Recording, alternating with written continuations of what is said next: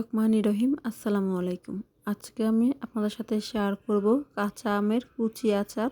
এই আচারটি খিচুড়ি, পরোটা, রুটি, সাদা ভাত ও পোলাওর সাথে খেতে অসাধারণ লাগে। আর এখন যেহেতু আমের মৌসুম, আর সেই কারণে আচারটি তৈরি করে স্বাভাবিক তাপমাত্রায় রেখে 1 বছরের মতো খেতে পারবেন। আর আচারটি তৈরি করাও খুবই সহজ। তো চলুন দেখে নেওয়া যাক কীভাবে আচারটি তৈরি করতে হয়। আচারটা তৈরি করার জন্য এখানে আমি 4টা কাঁচা আম নিয়েছি। আর এখানে 400 গ্রামের উপরে কাঁচা আম আছে। আর এখানে নিয়েছি 200 গ্রামের মতো কাঁচা মরিচ। এবার এই আম আর কাঁচা মরিচটাকে পানি দিয়ে ধুয়ে কাপড় দিয়ে মুছে নিতে হবে। তারপর কিন্তু আমগুলো ধোয়া যাবে না, কাটার আগে আমগুলোকে ধুয়ে নিতে হবে। ছুরি অথবা বটি দিয়ে আমগুলোকে ছোট ছোট করে খোসা সহ কেটে নিতে হবে। আর আমের আটিটা যদি শক্ত হয়ে থাকে তাহলে আমের আটিটা সরিয়ে আমগুলোকে ছোট ছোট করে কেটে নিতে হবে। সবগুলো আম কেটে নেওয়ার পর এবার কাঁচামরিচগুলোকে আমি ছোট ছোট করে কেটে নিব। আম আর কাঁচামরিচটা কেটে নেওয়ার পর ব্লেন্ডার জারে অথবা পাটায় আদা ভাঙা করে অথবা থেতলে নিতে হবে। আদা ভাঙা করে নেওয়ার পর একটা চামচ দিয়ে হালকা হাতে কাঁচামরিচ আর আমটাকে মিশিয়ে নিতে হবে। আর আচারের মশলাটা তৈরি করে নিব। এই জন্য চুলায় একটা প্যান বসিয়ে দিয়ে দিব 1 টেবিল চামচ জিরা, আর দিয়ে দিব 1 টেবিল চামচ মেথি, 1 টেবিল চামচ ধনিয়া, 2 টেবিল চামচ সরিষা।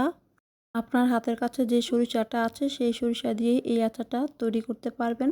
এবার এর মধ্যে দিয়ে দিব 2 টেবিল চামচ মিষ্টি জিরা বা মৌরি। এবার চুলার আঁচ লোতে রেখে কিছুক্ষণ সময় নিয়ে এই আচারের মশলাটা ভেজে নিতে হবে। আচারের মশলাটা ভাজতে ভাজতে যখন আচারের মশলা থেকে সুন্দর একটা গন্ধ বের হবে, কালারটাও পাল্টে যাবে, তখন চুলা থেকে নামিয়ে ঠান্ডা করে খুব ভালো করে ব্লেন্ডারে গুঁড়া করে নিতে হবে। আচারের মশলাটা নামিয়ে নেওয়ার পর ঠিক একই প্যানে দিয়ে দিব 1 কাপ সরিষার তেল। চুলার আঁচ লোতে রেখে খুব ভালো করে তেলটাকে গরম করে নিতে হবে। যখন তেলটা খুব ভালো করে গরম হয়ে যাবে, তেলের উপরে ধোঁয়া উঠবে, তখন চুলাটা বন্ধ করে দিতে হবে। চুলাটা বন্ধ করে দেওয়ার পর তেলটাকে খুব ভালো করে ঠান্ডা করে নিতে হবে।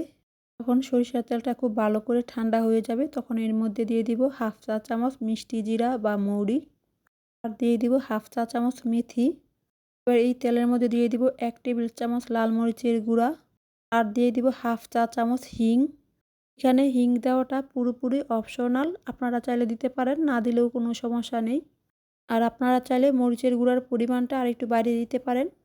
এবার খুব ভালো করে সব কিছুকে মিশিয়ে নিব। আর মিশিয়ে নেওয়া হয়ে গেলে এবার এই তেলটাকে চুলা থেকে নামিয়ে নিব। এবার এই আমের মধ্যে দিয়ে দিব 1 টেবিল চামচ লবণ। আর এখানে আমি 2 টেবিল চামচের মতো লবণ দিয়েছি, কারণ এই আচারের মধ্যে লবণের পরিমাণটা একটু বেশি থাকে।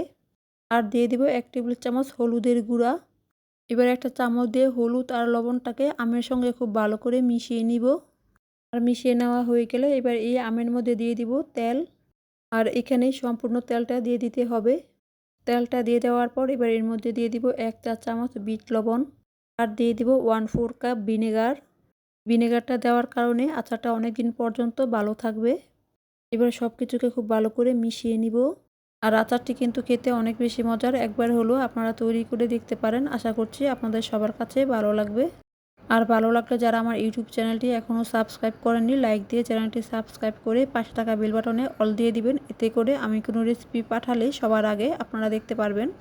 আর মিশিয়ে নেওয়া হয়ে গেলে দিয়ে দিব গুঁড়ো করে নেওয়া সম্পূর্ণ আচারের মশলাটা দিয়ে দেওয়ার পর এবার খুব ভালো করে মিশিয়ে নিব। আর মিশিয়ে নেওয়া হয়ে গেলে এবার এই আচারটা বয়মের মধ্যে ভরে নিব। আপনারা চাইলে ফ্যানের নিচে অথবা কড়া রোদে 1 থেকে 2 দিনের মতো আমটাকে শুকিয়ে নিতে পারেন।